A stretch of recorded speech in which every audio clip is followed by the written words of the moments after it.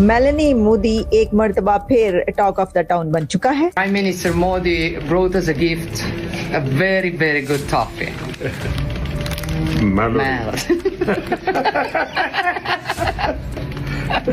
जी हाँ, social media पर जिस मेलोडी हैशटैग ने सालों से तूफान मचा रखा था, आज प्रधानमंत्री नरेंद्र मोदी ने उसी मेलोडी को हकीकत का जामा पहना दिया। भारतीय वजीर आजम नरेंद्र मोदी जिस एक कंपोज्ड स्टाइल से जॉर्जिया मेलोनी से मिले, और आपको पता है कि जॉर्जिया मेलोनी बहुत बड़ी फैन है नरेंद्र मोदी साहब की, बहुत बड़ी फैन है जॉर्जिया मेलोनी साहिबा। इटली की प्रधानमंत्री जॉर्जिया मेलोनी के हाथ में चमकती वो भारत की मेलोडी टॉफी और उनके चेहरे की वो मुस्कान आज सबसे बड़ी हेडलाइन है।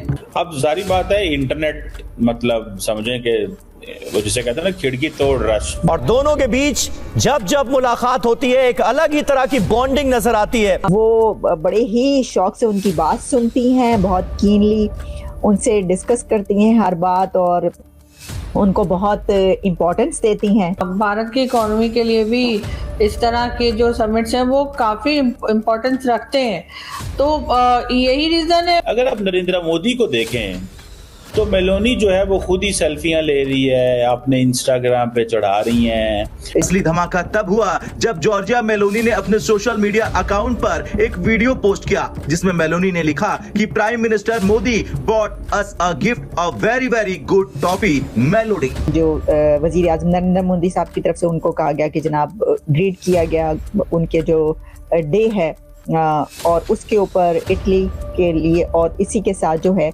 और भी काफी गुफ्तगू हुई बायलैटरल इश्यूज, टाइज स्ट्रेंथन करने की बात। तो भाई टाइज और कितनी स्ट्रेंथन करनी है, आप ये तस्वीर देख रहे हैं।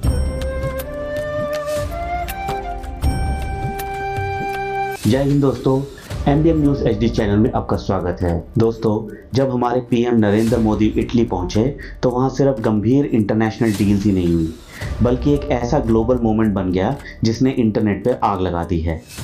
पीएम मोदी ने इटली की खूबसूरत प्राइम मिनिस्टर जॉर्जिया मेलोनी को भारत की मशहूर मेलोडी टॉफी गिफ्ट की, जिसके बाद मेलोनी ने खुद ऑन कैमरा बेहद क्यूट अंदाज में इस चॉकलेटी दोस्ती का वीडियो शेयर किया। इस मेलोडी मैजिक और दोनों लीडर्स की कमाल की वाइब को देखकर हमारा पड़ोसी देश पाकिस्तान पूरी तरह बौखला गया है।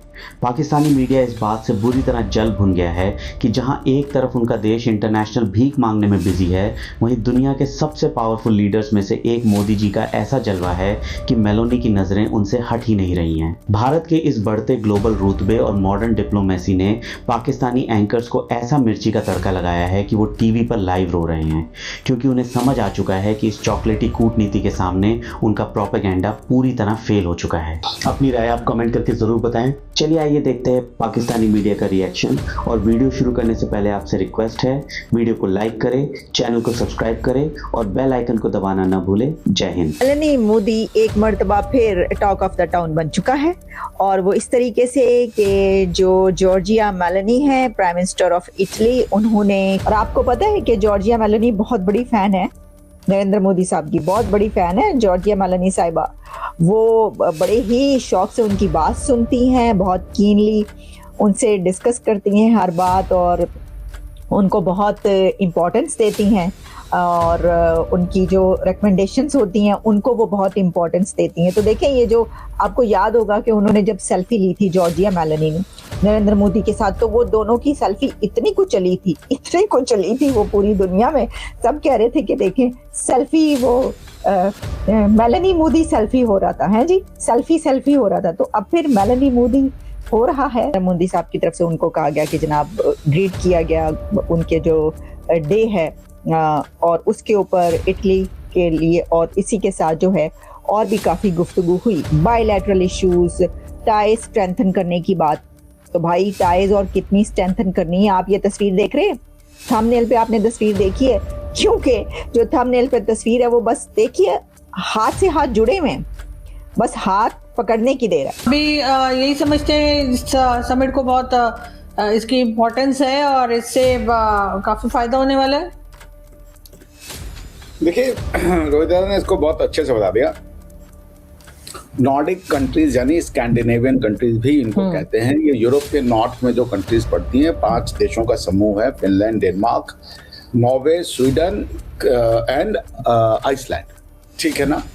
तो ये कंट्रियां जो हैं, ये अगर आप ग्लोब को देखें तो ये नॉर्थ में पड़ती हैं, ये जो नॉर्दर्न हेमिस्फेयर है उसमें पड़ती है, ये आर्कटिक के पास है। आपको पता है 2 पोल हैं, साउथ पोल और नॉर्थ पोल, ठीक है ना। तो जो नॉर्थ पोल है उसको आर्कटिक कहते हैं, साउथ पोल को एंटार्क्टिक कहते हैं। तो आर्कटिक के पास जो है बहुत ज़्यादा रिजर्व्स हैं जो मिनरल्स के, जो अभी तक यूज़ नहीं हुए हैं। आर्कटिक का एरिया एक ऐसा एरिया है जो किसी की कंबाइंड सॉवरेनिटी नहीं है वहाँ पे। आर्कटिक जो जोन है, जो एरिया है, उसको 7 कंट्रियां मिल के चलाती हैं through an Arctic charter, Arctic treaty. उस ट्रीटी में उस एरिया में 7 या 8 कंट्रीज हैं मेरे ख्याल से, अगर मैं गलत नहीं हूँ, जिनकी कंबाइंड सॉवरेन क्लेम्स हैं, जिनके सॉवरेन राइट्स हैं।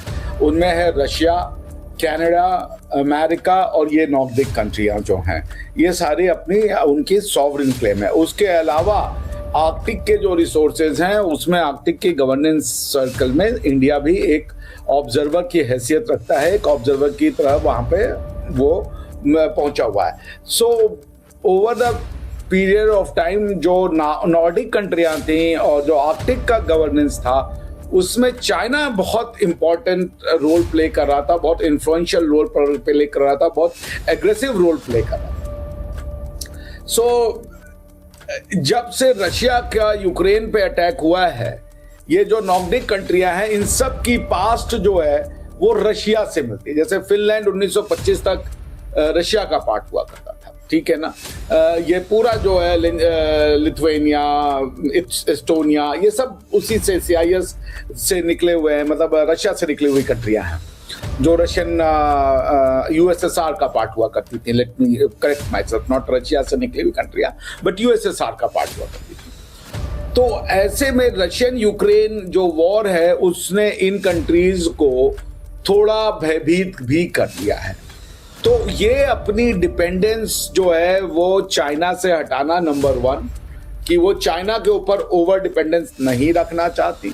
चाइना को वो ऑल्टरनेटिव रशिया नहीं बनना देना चाहती है, क्योंकि चाइना भी उसी तरीके की एग्रेसिव पॉलिसी रखता है दूसरे देशों के प्रति जो रशिया लगता है। तीसरा, दे वांट कि जो इंडियन मार्केट है उनका उनको एक्सेस मिले।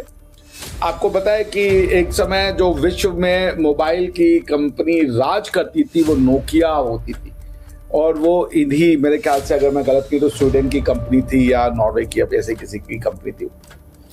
एरिक्सन है, सोनी के साथ उनका जो आया था। एरिक्सन बहुत बड़ी कंपनी है आज की डेट में भी। ग्रामीण जो फोन आते हैं वो भी मेरे ख्याल से उधर ही कहीं किया है, अगर मैं गलत हूँ तो मुझे ठीक कर दीजिएगा आप लोग। अगर आपको वीडियो पसंद आए तो चैनल को सब्सक्राइब करें और बेल आइकन को जरूर दबाएं ताकि आपको ऐसे ही लेटेस्ट वीडियो की नोटिफिकेशन मिलती रहे। Thank you for watching. मैं हूं विवेक, मिलते हैं नेक्स्ट वीडियो में। Stay updated and stay safe.